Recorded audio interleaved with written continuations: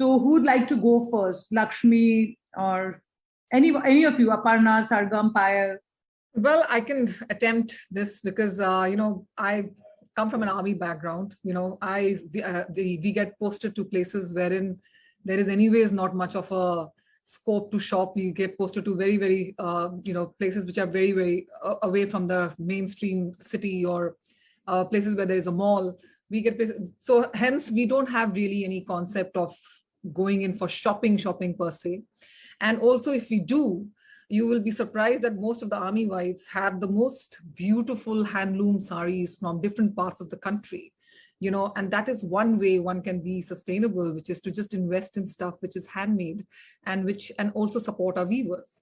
So even if you look, even I have a really nice collection of saris, and they come from different parts of the country, wherever my husband was posted and wherever I could pick up a beautiful sari.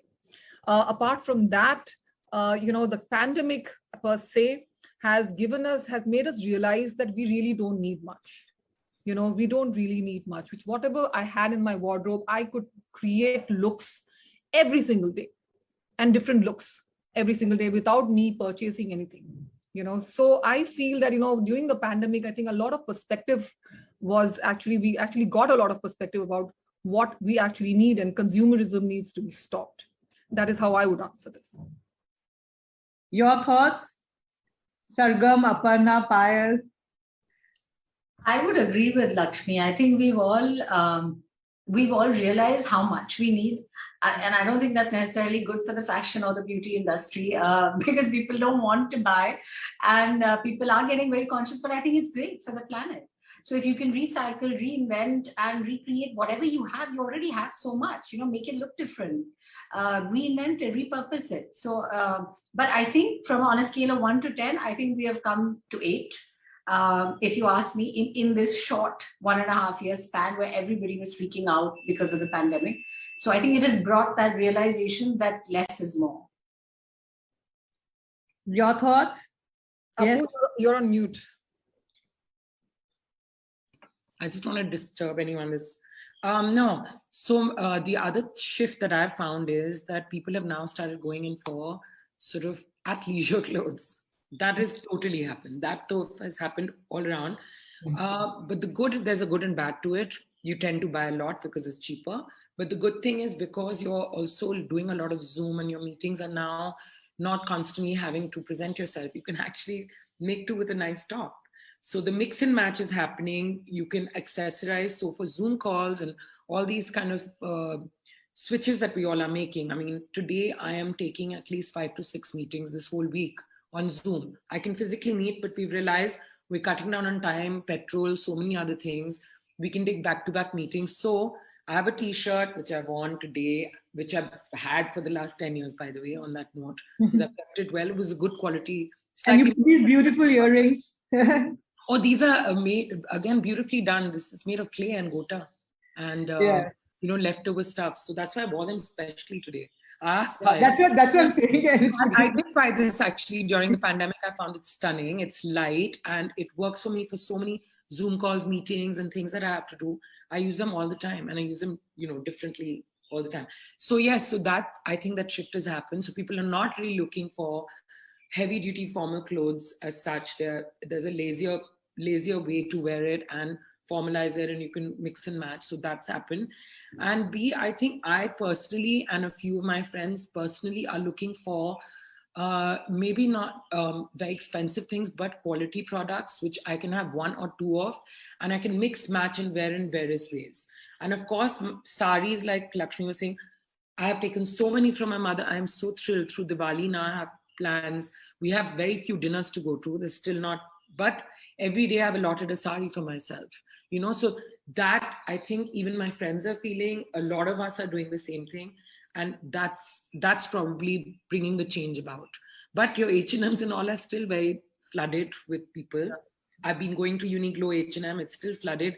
Yeah. I think the change has to also come from there, where they're giving, maybe they reduce the choices. Maybe the stores are not so large. You do give what everybody wants, but you make it a little, they have to let go of some profits. And honestly, a lot of learning comes from them. The younger kids, see this, the brand is very interested, they themselves will feel like they maybe need to make a little change as well. Yeah, and some of the brands do have, like conscious or, some life, or, at least they're talking about some sort of sustainability. I don't know. And maybe you guys can sort of Small answer. portion, right, Payal? Yeah. Very small portion of the pie. Portion of that, yeah. Great. But at least they're making a move towards that, so that at least people are realizing it who may not otherwise realize it. Sargam, your thoughts? So in terms of the beauty industry, I think the biggest shift that I saw was people were going back to their kitchens and looking at ingredients available at home, as opposed to, hoarding so much skincare, because you go to a mall, you see 500 shops, you pick up 500 things, use just one, the rest you don't like, throw it away.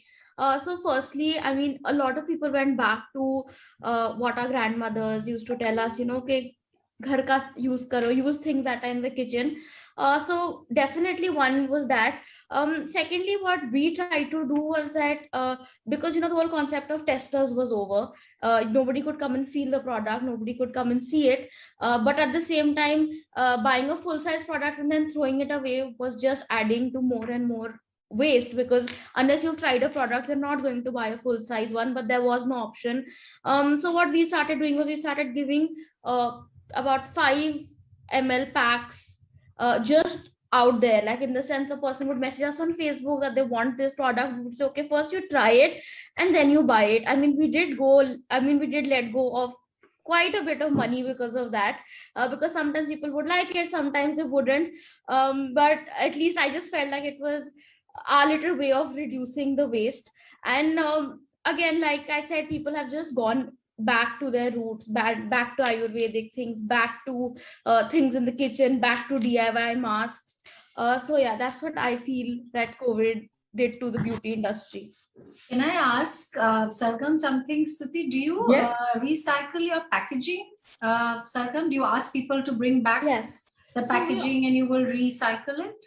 So we offer a certain percentage of discount if you give us the bottle back, and we refill it and send it back. And I think that's a great, even a lot of fashion brands are doing that. That's the only way the number of people who are buying and the number of products out there will reduce when you start taking back and then you actually give it thought to repurpose and how are you going to reuse it. So in terms of cosmetics, I buy Kiehl's, and Kiehl's is one of the brands which says you bring back everything.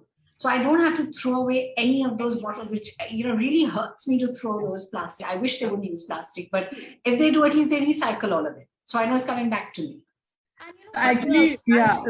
what we also did was we removed the outer cartons, because everybody just takes out the product and throws away the carton. Yes, and you don't need it. You I mean, don't with need it. Amazon, I mean- they send you these boxes and boxes. I have written to Amazon and said, please don't send me so much packaging. Please don't send me so. They just have cartons and cartons and Cartons of cartons. this.